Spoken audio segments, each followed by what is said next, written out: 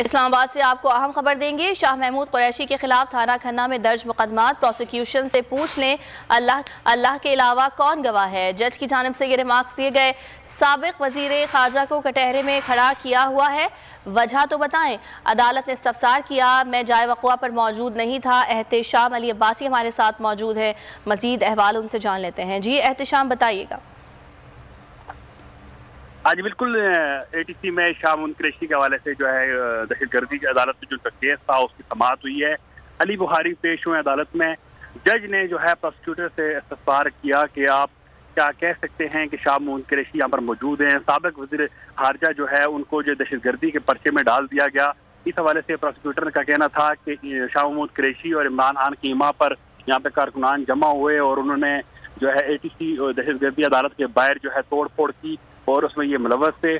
تو اس حوالے سے جو ہے جج نے شاہ محمود قریشی سے بھی پوچھا کہ کیا آپ موقع پر موجود تھے، اور انہوں نے کہا کہ میں حلف دیتا ہوں کہ میں موقع پر موجود نہیں تھا۔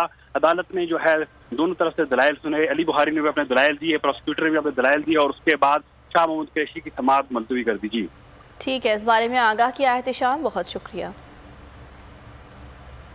اہم خبر سے آپ کو آگاہ کریں گے۔ اپوزیشن لیڈر راجہ ریاض کو عہدے سے ہٹانے